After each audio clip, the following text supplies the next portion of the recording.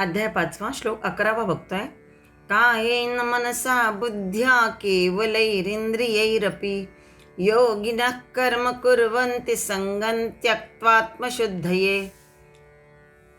कर्मयोगी ममत्व सोडून त्यक्त्वा संगं त्यक्त्वा, खालच्या ओळीतला शेवटचं पद बघा. संगं त्यक्त्वा म्हणजे कर्मयोगी ममत्व सोडून केवळ कायेन म्हणजे शरीराने, मनसा म्हणजे मनाने, बुद्ध्या म्हणजे बुद्धीनी, केवलैही इंद्रियैही अपि, र निघून जाईल, अपि होईल तिथे, इंद्रियांच्या द्वारा, अंतःकरण शुद्धीसाठी, आत्मशुद्धये, खालच्या ओळीतला अगदी सगळ्यात शेवटचा शब्द आत्मशुद्धये म्हणजे अंतःकरण शुद्धीसाठी कर्म करतात. कर्मयोगी ममत्व सोडून केवळ शरीराने, मनाने, बुद्धीने, इंद्रियांच्या द्वारा अंतःकरण शुद्धीसाठी कर्म करतात. मागच्या श्लोकामध्ये ब्रह्मणी आधाय कर्माणी म्हटलंय. भक्तियुक्त कर्मसन्यास सांगितला. हे भक्त निष्ठापूर्वक जाणतात की जी शक्ती मला मिळाली आहे त्याचे स्रोत परमात्मा आहे. मी केवळ निमित्त मात्र आहे. तोच सर्व कर्म करण्याला प्रेरित करतो. ही भक्ताची प्रामाणिक दृढ श्रद्धा आहे. इथे कर्मयोग्याच्या बद्दल सांगितलंय. मागच्या श्लोकात भक्तियुक्त कर्मसन्यास सांगितला. इथे कर्मयोगी कशा प्रकारे कर्मसन्यास करतो म्हणजे कर्मफलाचा त्याग करून केवळ कर्म करत असतो निष्कामतेने, हे या श्लोकात सांगितलं आहे. तर कसे? तर काया, मन, शरीर, इंद्रियांनी कर्म करीत असून सुद्धा ममत्व न ठेवता आत्मशुद्धीसाठी हा कर्म करत असतो. संगं त्यक्त्वा हा शब्द गीतेमध्ये खूपदा आलेला आहे. भगवद्गीता बऱ्याच शब्दांची पुनरावृत्ती करते, ते यासाठी की तो विषय अधिक मनावर ठसविण्यासाठी. संसारात वावरताना ममता, आसक्ती, अहंकार हे अंतःकरणाचे 3 दोष असतात. त्यालाच मल, विक्षेप आणि आवरण असं म्हणतात. आणि त्यावर एकच मास्टर की आहे, ते म्हणजे संगं त्यक्त्वा. मल म्हणजे काय? तर वासना. जेवढी इच्छा जास्त तेवढे चित्त विक्षिप्त म्हणजेच चित्तावर विक्षेप चढतो. आणि तिसरं सांगितलंय मल, विक्षेप आणि आवरण. आवरण म्हणजे खरे स्वरूप न मानता जे नाही ते मानत जातो. शरीर आपले मानत त्याला सजवणे, शरीराला आपले मानतो त्याला सजवणे, त्याच्यासाठी सारे करीत जाणे आणि मग सुखदुःख भोगणे, हे जे आहे हे केवळ अज्ञानामुळे घडत जातं. म्हणून सांगितलंय संसारात वावरताना ममता, आसक्ती आणि अहंकार हे अंतःकरणाचे 3 दोष आहेत आणि त्यालाच मल, विक्षेप आणि आवरण म्हटलं. अध्यात्म क्षेत्रामध्ये ममता, आसक्ती, अहंकार वर्ज्य आहे. उदाहरणार्थ जसे दही घेताना जो चमचा घेतलाय त्यानेच दूध किंवा दुधावरची साय घेता येणार नाही. दूध फाटेल दह्याचा चमचा जर दुधात टाकला तर. दुसराच चमचा घ्यावा लागतो. तसेच शरीर, मन, बुद्धी, इंद्रियांनी संसारात कर्मे करतात आसक्ती असतेच, ममत्व असतंच आणि त्यामुळेच अंतःकरण शुद्धी होत नाही. संसारामध्ये मी, माझे हा अहंकार आणि आसक्ती जेवढी वाढेल तेवढा मग मी फुगत जातो. फुग्यामध्ये हवा भरावी तितका तो फुगत जातो. अंतःकरण शुद्धी आवश्यक आहे. त्यासाठी एक पायरी सांगितलेली आहे. शुद्धीसाठी काय काय आधी करायचं तर देहशुद्धी म्हणजे मलिनतेपासून मुक्ती स्नानादीनेच मिळते, म्हणून देहशुद्धी सांगितली. मग सांगितले गेहशुद्धी. घर नेहमी स्वच्छ पवित्र असेल तर सगळीकडे प्रसन्नता राहील, आनंद वाटेल, घरातील माणसे प्रसन्न आरोग्यदायी राहतील. तिसरी शुद्धी कोणती आहे तर व्यवहार शुद्धी. मनुष्य सामाजिक प्राणी आहे आणि म्हणून परस्परांशी वागताना शुद्ध व्यवहार हवा. फसवी नको, कापट्य नको, दृष्टीदोषही नको, म्हणून व्यवहार शुद्धी सांगितली आहे. नंतर म्हटले आहार शुद्धी. जसा आहार म्हणजे अन्न तसे मन बनत जाते. जसं मन तसा मग विचार, जसा विचार तसा आचार आणि जसा आचार तसे कर्म मग कुशलतेने, समर्पण भावनेने उत्तम होत जाते.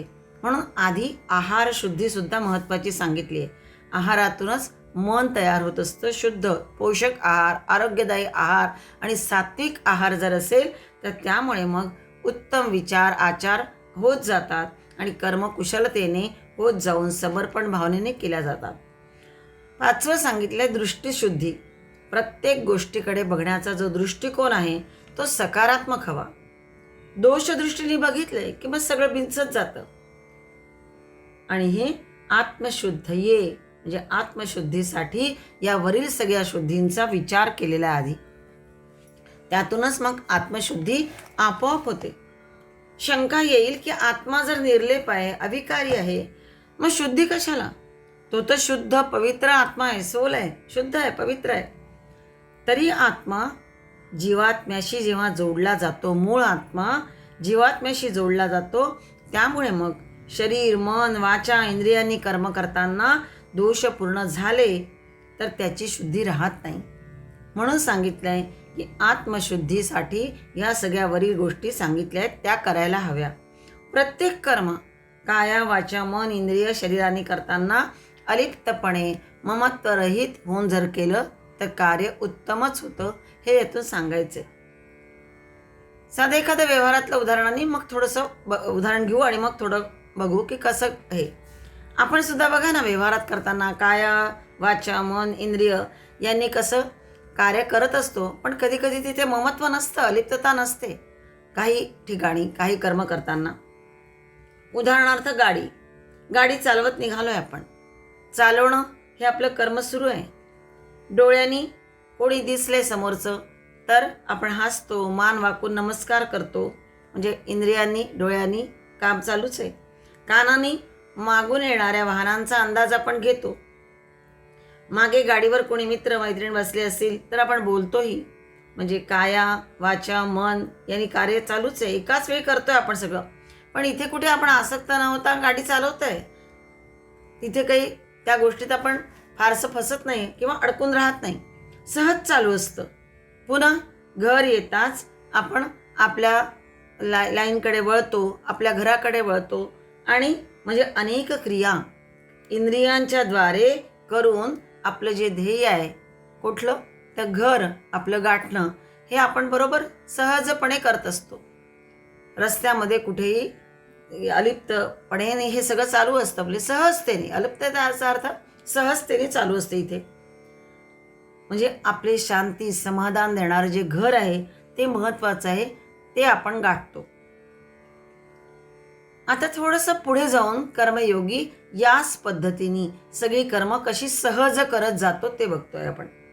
की जसं आपण व्यवहारात या पद्धतीने करतो तसा हा कर्मयोगी प्रत्येक कर्म एकाच वेळी अनेक क्रिया करत करत जात असतो. काया वाचा मन इंद्रिय शरीराने सुद्धा सगळी कर्म करतो, पण सहजतेने करतो. कुठेही त्यात लिप्त होत नाही, ममत्व नसतं किंवा आसक्तीत तो अडकून पडत नाही. इतकं सहजतेने करतो. अंतःकरण शुद्धीसाठी तो करत जातो. वासनारहित आसक्तीरहित कर्मानेच मग आत्मिक बल त्याचं वाढत जातं आणि या शक्तीद्वारे मग त्याच्याकडून मोठी मोठी उदात्त कर्मे म्हणूनच होऊ शकतात. त्याचं तेच ध्येय असतं, हे सांगायचं. आणखी अशी ही सहजावस्था प्राप्त ज्याला होते तो कर्मयोगी निर्दोष कर्मे करतो, हेच अर्जुनाला सांगायचं आहे. पुढचा श्लोक पुढे बघूया. अध्याय 5 श्लोक 12 बघतोय. युक्तः कर्मफलं त्यक्त्वा शान्तिमाप्नोति नैष्ठिकीम् अयुक्तः कामकारेण फले सक्तो निबध्यते. युक्तः म्हणजे कर्मयोगी. कर्मफलं त्यक्त्वा कर्मफलाचा त्याग करून शांतीम आपनोती, पण कशी, तर नैष्ठिकीम भगवत प्राप्तिरूप अशी अढळ शांतीला तो प्राप्त करतो. आणि अयुक्त जो कामना असलेला पुरुष आहे, अयुक्त म्हणजे कामना असलेला, पहिल्या ओळीत सांगितलं युक्त, इथे अयुक्त, कामना असलेला पुरुष कामकारेण म्हणजे कामनांच्या प्रेरणेमुळे फले सक्त फळामध्येच आसक्त होतो आणि निबध्यते तो बद्ध होतो, कर्मबंधनामध्ये अडकतो. युक्त हे पद कर्मयोग्यासाठी वापरलं या श्लोकात. हा योगी आपण केलेल्या कर्माचे, अगदी चांगल्या कर्माचे सुद्धा फल स्वीकारत नाही. वाईट कर्म तर तो करीतच नाही आणि म्हणूनच त्याला नैष्ठिकी शांती प्राप्त होते. निष्ठा, नी उपसर्ग आहे आणि स्था धातू आहे. स्था क्रियापद आहे त्यात, म्हणजे कधीही न ढळणारी स्थिर अशी शांती तो प्राप्त करतो. निश्चित, निसंदिग्ध खात्रीचा उपाय सांगितलेला आहे, की जो सकारात्मक पॉझिटिव्ह विचार आहे तो सांगितला. अन्यथा काही योगी महापुरुष वरून शांती दाखवत असले तरी आतून मात्र ते शांत स्थिर नसतात. केव्हाही त्यांचा राग उफाळून येऊ शकतो. पण सर्व प्रकारच्या कर्मफलाचा त्याग असेल तर मग अशा महापुरुषांची शांती मात्र आढळ असते. त्यांनी ती मिळवलेली असते, कारण ते कुठल्याही आसक्तीत गुंतत नाही, शिवाय कर्माच्या फलाची सुद्धा अपेक्षा करीत नाही. म्हणूनच त्यांना शांती, समाधान, सुख हे आढळ असं मिळतं, नित्य असं त्यांचं असतं. दुसरं म्हटलंय अयुक्त. हा अयुक्त कसा असतो? ज्याला कर्म करण्याचं कौशल्य साधलेलं नाही असा माणूस. अयुक्त जो असतो तो फक्त कर्मफलासाठी आसुसलेला असतो. कुठलंही जे मी कर्म करीन त्याचं फल मला मिळायलाच हवं, यासाठी तो आसुसलेला असतो.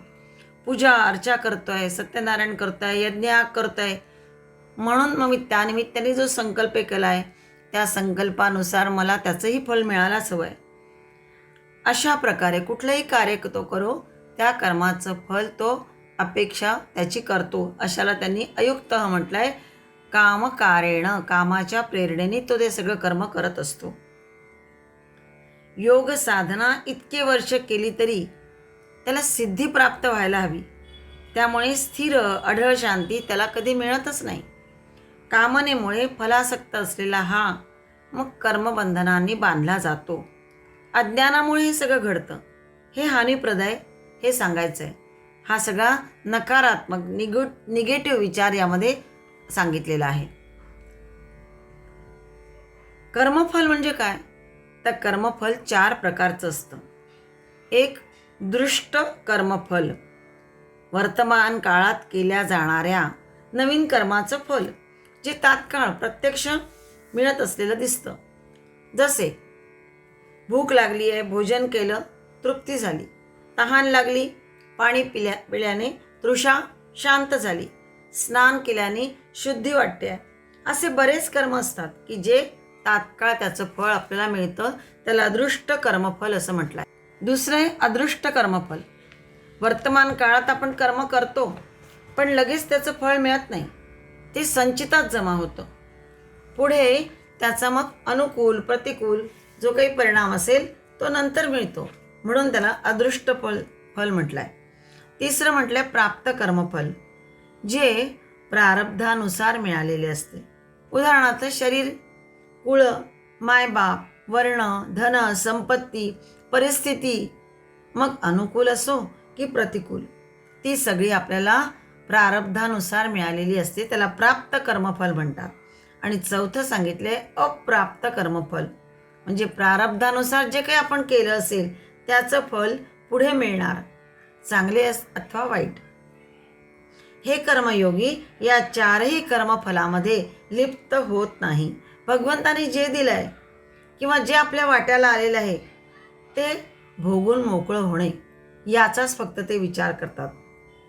आपण पूर्वी जे केलं आहे त्याचं फळ आता प्राप्त झाले वा पुढे मिळणार, काय मिळेल याचा सुद्धा ते विचार करीत नाहीत.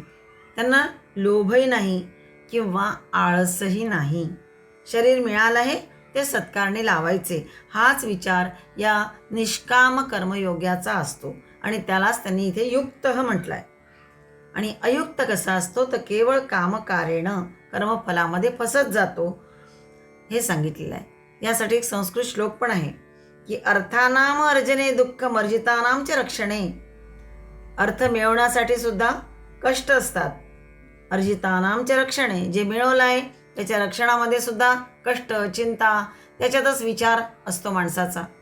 शिवाय आहे दुःखम, कारण ते प्राप्त करण्यासाठी सुद्धा दुःख किंवा मिळाल्यानंतर सुद्धा कधी कधी योग्य मिळालंय, चांगलं मिळालंय, नाही मिळालं, या सगळ्या विचारामध्ये सुद्धा त्याला दुःखच असतं. व्यये दुःखम, खर्च झाला, जवळचा पैसा खर्च झाला, जवळचं काही खर्च झालं असेल तर त्याचंही त्याला दुःख असतो. दिगर्था हा कष्ट संश्रया हा, अशा प्रकारे जे कष्टपूर्वक मिळालेलं असतं ते सगळं त्याचा धिक्कार असो असं म्हटलेलं आहे. म्हणजेच कर्मफलात हा गुंतत गेल्यामुळे, कामनेमध्ये गुंतत गेल्यामुळे, फलासक्तीत गुंतत गेल्यामुळे यात प्रत्येक वेळेस सुख थोडा काळ पण दुःखच अधिक काळ त्याला मिळत जातं, धनलोभात कामनेत अडकल्यामुळे. दुसरा एक श्लोक आहे, दातव्यम भोक्तव्यम सती विभवे संचयो न कर्तव्यः. दातव्यम भोक्तव्यम, मिळालेलं जे आहे त्याचं स्वतःपुरतं थोडं ठेवून द्यायला हवं. भोक्तव्यम म्हणजे भोगून पण घ्यायला हवं थोडंफार. शिवाय संचयो न कर्तव्य, उगीच संचय वाढवू नये. संचय खूप वाढवल्यानंतर काय होतं, कधी कधी आपल्याला त्याचा उपभोगही होत नाही आणि मग कधी कधी इतरांपर्यंतच ते चाललं जातं, आपल्याला सुद्धा ते मिळत नाही. म्हणून दान द्यावं, कधी उपभोग पण घ्यावा, पण अतिसंचय अतिसंग्रह कुठलाही करू नये. त्यासाठी त्यांनी एक आणखीन त्याचं उदाहरण दिलं आहे की पश्येह मधुकरिणाम संचितम अर्थम हरंत्यन्ये. ज्याप्रमाणे मधुमाशी काय करते, मध गोळा करते, खूप गोळा करते, साठवून ठेवते, ना स्वतः उपभोग घेत किंवा दुसऱ्याला स्वतःहून देत. मग तिचं ते जमवलेलं जे पोळं असतं, मधाचं पोळं, ते दुसरेच पळवून नेतात, त्याचं हरण केलं जातं, म्हणजेच ते दुसरेच वापरतात त्याचं. म्हणून सांगितलं आहे जे मिळवायचं आहे ते थोडं स्वतःपुरतं आहे ते लोकांना देऊन, दान करून आणि उपभोग घेऊनही थोडासा, पण उगाचच संग्रह न करणे. कारण संग्रह करायचा असेल की त्याचा लोभ वाढत जातो, त्या कामनेत मनुष्य फसत जातो आणि मग कधी कधी सुख कमी आणि त्यासाठी कष्ट आणि दुःखही जास्त असतात. असा हा अयुक्त मग पुन्हा पुन्हा कर्मबंधनामध्ये अडकत जातो. अशा प्रकारे युक्त आणि अयुक्त दोन्हींचंही इथे महत्त्व सांगून, महत्त्वाचा अर्थ दोन्हींच्याही कसे असतात हे कर्मयोगी हे सांगून आपण काय घ्यायला हवं हे सांगितलं आहे. अध्याय 5 श्लोक 13 बघताय. सर्व कर्माणि मनसा संन्यस्यास्ते सुखं वशी नवद्वारे पुरे देही नैव कुर्वन्न कारयन्. अंतःकरण ज्याच्या ताब्यात आहे, मनसा संन्यस्य म्हटलंय, आस्ते म्हणजे अंतःकरण ज्याच्या ताब्यात आहे, अशा सांख्य योगाचे आचरण करणारा पुरुष.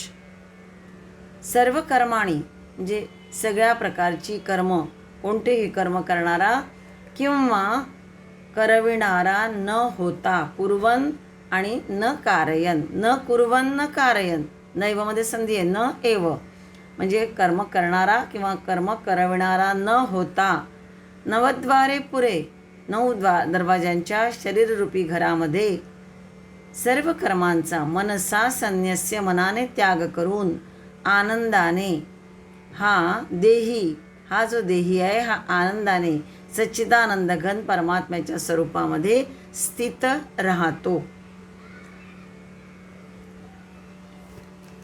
वशी शब्द आले या श्लोकामध्ये. वशी म्हणजे ज्याने इंद्रिय, शरीर, मन, बुद्धी यावर जय मिळविला आहे असा.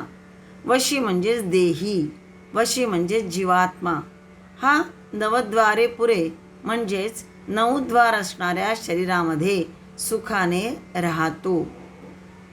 नवद्वारे पुरे म्हणजेच नवद्वार कोणते तर 2 डोळे, 2 कान, नाकाची 2 छिद्रे म्हणजे नाकपुड्या, मुख आणि उपस्थ म्हणजे गुह्येंद्रिय आणि मूत्रेंद्रिय असे हे 9 द्वार. 10वं ब्रह्मरंध्रही आहे, पण इथे या ठिकाणी 9 द्वारांचा उल्लेख केलेला आहे. नवद्वारे पुरे शेते, जो 9 द्वार असणाऱ्या या पुरामध्ये, नगरामध्ये जणू काही विसावलेला असतो. शेते म्हणजे झोपतो, म्हणजे विसावलेला असतो. इति पुरुष, त्याला पुरुष म्हटलाय. पुरुष म्हणजे या ठिकाणी जीवात्मा या अर्थाने. ह्याच्यात जो राहतो तो वशी, तो देही, तो जीवात्मा, त्यालाच पुरुष म्हटलाय. याच्यामध्ये स्त्री आणि पुरुष हा लिंगभेद नाही आहे. जीवात्म्याला सरसकट स्त्री किंवा पुरुष यांच्या जीवात्म्याला पुरुष म्हटलं आहे. अर्थात जीव हा त्याचा अर्थ आहे. मनसा सर्व कर्माणी संन्यस्य, म्हणजेच सर्व कर्मांचा मनाने त्याग करून, संन्यस्य म्हणजे त्याग करून असं म्हटलं या 13व्या श्लोकात. 11व्या श्लोकामध्ये कायेन मनसा बुद्ध्या केवलैः इंद्रियैः संगं त्यक्त्वा कर्म कुर्वन्ति असा उल्लेख आलेला आहे. म्हणजेच संगं त्यक्त्वा आसक्तीचा त्याग करून हा कर्मयोगी काया मन बुद्ध्या इंद्रिय शरीर यांनी कर्म कुर्वंती म्हणजे कर्म करतात. कोण तर योगिनः म्हणजे कर्मयोगी. पण इथे या 13व्या श्लोकामध्ये न तू कायेनं म्हणजे कायने म्हटलं नाही आहे, न तू बुद्ध्या बुद्धीने म्हटलं नाही आहे, न तू इंद्रियैही म्हणजे इंद्रियांनी सुद्धा उल्लेख केलेला नाही आहे. केवलेन मनसा केवळ फक्त मनानी असं म्हटलं आहे. शरीराजवळ शक्ती आहे, इंद्रियांमध्ये ऊर्जा आहे, बुद्धी सुबुद्धी आहे, म्हणून चांगल्यातले चांगले कर्म व्हायला हवे, होऊही सुद्धा शकतं. कशानी? मनानी. जर त्याच्यावर विश्वास ठेवून मनाची शक्ती वाढवली तर मनाने उत्तमातले उत्तम कर्म होऊ शकतात. केवळ शरीराने कर्म करून उपयोग नाही, केवळ फक्त शरीराने कर्म करून उपयोग नाही, तर मन लावून मनपूर्वक सत्कर्म करावे लागतात. जसे शरीराने आपण कधी दान दिलं, समजा हाताने दान दिलं, पण मनात नसेल तर तो त्याग नाही. हाताने देतो आहे, कोणी सांगितलं आहे म्हणून आपलं दान द्यायचं आहे, पण मनापासून दिलेलं नसेल तर त्याला त्याग म्हणता येणार नाही. दान देताना एक अट असते, कारण जो देतो कधी कधी मनापासून दिलेलं नसतं, पण त्याने एक अट घातलेली असते की बा मी एवढं मोठं दान देईन, इतका पैसा देईन, पण त्या ठिकाणी माझं नाव असलं पाहिजे. एकदाच देतात पण जीवनभर आपलं नाव असावं या अपेक्षेने देतात. किंवा सतत सांगतात अमुक अमुक ठिकाणी आम्ही इतकं दान दिले, इथे आमचं असं नाव आहे, काय वाटेल ते, इथे आम्हाला निमंत्रण प्रत्येक वेळेस असलं पाहिजे. सगळ्या अपेक्षा त्या दानाच्या वेळेस केलेल्या असतात त्यांनी. साधा वृद्धाश्रम असो, अनाथाश्रम असो, त्या ठिकाणी साधा एखादा छोटासा पंखा जरी डोनेट केला असेल तरीसुद्धा त्याच्या पात्यांवर आमचं नाव असावं ही अपेक्षा असते या दान देणाऱ्यांची. एकदा पंखा जर वेगाने फिरू लागला तर कुठलं नाव आणि कुठलं काय काही दिसत नाही, पण ती जी प्रतिष्ठेची हाव असते ती सुटत नाही मनाने लवकर. कर्तेपणाच्या अधिकाराचा त्याग हवा. एखाद्या शाळेला, मंदिराला किंवा विशेष कार्याला किंवा कोणाला उदार होऊन जमिनीचा तुकडा दिला समजा, पण त्या जागेवरचा अधिकार मात्र यांचा संपतच नाही. माझी जमीन मी दिली आहे शेवटपर्यंत घोकत राहणार, साधे सामान्य जे असतात ते. पण हा कर्मयोगी वशी सर्व कर्मांचा कर्ताही असून सुद्धा किंवा निस्वार्थ भावनेने सढळ हाताने दान देत असून सुद्धा मी केले, मी करतोय असं समजत नाही. सर्व कर्मांचा मनाने तो निष्कामपणे निस्वार्थपणे त्याग करत असतो. सूर्य बघा ना, उगवताच सारी कर्म आपोआप सुरू होतात. तो कोणाला सांगत नाही की मी आलोय किंवा मी उगवलंय म्हणून अंधार गेला असंही तो म्हणत नाही. तो म्हणेल मी कुठं काय केलंय, मी माझं तर नित्यकर्म उगवण्याचं करतोय. प्रकाशदान हे माझं कामच आहे. त्याच्या उपस्थितीनेच सर्व कर्म मग आपोआप सुरू होतात. पक्षी उडू लागतात, पुष्पे विकसित होतात, लोक आपले नित्यकर्मे विशेष कर्मे करू लागतात. बिनभोभाट सर्व सुरळीत सुरू असतं. जणू निष्काम कर्मयोगी सूर्य केवळ त्याच्या उपस्थितीमुळे साऱ्या सृष्टीला प्रेरणा मिळत जाते, म्हणून त्याला जणू काही कर्मयोगी म्हटलंय सूर्याला. तसा हा जो कर्मयोगी आहे सर्व कर्मे मनाने करत असल्यामुळे, मनाने सर्व कर्म करत असल्याने त्याला आळस नाही, थकवा नसतो. आत्मशुद्धीसाठी तो सगळं कर्म करत असतो. नवद्वारे पुरे हा जो उल्लेख आलाय, हे जे पद आलंय म्हणजे 9 द्वार असणाऱ्या याला द्वारवती असं सुद्धा म्हणतात. आणि या द्वारवतीमध्ये हा वशी म्हणजे हा देही किंवा हा जीवात्मा हा अतिथी बनून राहतो. जसं अतिथी त्याची येण्याची तिथी माहीत नसते किंवा जाण्याची तिथी माहीत नसते, पण भगवंतानी मला हे शरीर जणू काही भाड्याने दिलं आहे. आणि म्हणून जसं घरात आलेला अतिथी त्याला काही माहीत नसतं, कारण मी पाहुणा आहे, त्यामुळे मी कशाशीच लिप्त नाही हे तो जसं जाणतो. सामान्य अतिथी जेव्हा एखाद्याच्या घरात येतो तेव्हा तो मी पाहुणा आहे, त्यामुळे मला कशातच तो अतिथी कशातच लिप्त होत नाही. सर्व व्यवहार करतो, पण अत्यंत अलिप्तपणाने, निर्लेपपणाने. मी इथे काही दिवसापुरता आलेला आहे, इथे माझं थोड्या काळासाठी वास्तव्य आहे असं म्हणून तो सुखाने वास करतो. कुठे अहंकार पण याच्यात नसतो. सामान्य याच्यात जर आपण बघितलं अतिथी येतो तेव्हा. त्याचप्रमाणे हा जो वशी आहे तो काय करतो, निष्कामपणे त्यांनी सगळी ही कर्म करायला हवी. न कुर्वन न कारयन, तो करणाराही नसतो आणि करविणारा सुद्धा नसतो. घराचा मालक सगळं बघतोय, करतोय, मी मात्र यामध्ये सुखाने राहतोय. अशा अर्थाने घराचा मालक याचा अर्थी जो कोणी तो परमेश्वर आहे, ज्याने मला हे घर दिलेलं आहे राहायला, तो परमात्मा तत्व, तो हे सगळं करतोय. माझा याच्यावर कुठलाही अधिकार नाही, पण मला उत्तम प्रकारे निर्लेप होऊन अलिप्तपणाने कर्म करायचं आहे. अशा प्रकारे हा वशी जो असतो, वशी देही, हा जीवात्मा देहात राहून उत्तम आचरण करीत असतो. भगवंत म्हणतात आहे, अर्जुना, सत्यासाठी युद्ध ठाकलंय, मनाने कर्म कर, शरीराने यंत्रवत असं कर्म कर, आणि समजा की तू करता नाही आणि करविता सुद्धा नाही असं समज. म्हणजे मग कोणाला मारण्याचे किंवा त्यांना मी जिंकतोय किंवा माझ्यामुळे ते हारतात आहे या प्रकारचं सुखदुःखसुद्धा तुला राहणार नाही. तेव्हा तू युद्धाला तयार हो. कर्मसन्यासी हा असा असतो, मनाने सर्व कर्म करत असून सुद्धा कुठेही लिप्त होत नाही. हा या 13व्या श्लोकाचा अर्थ आहे.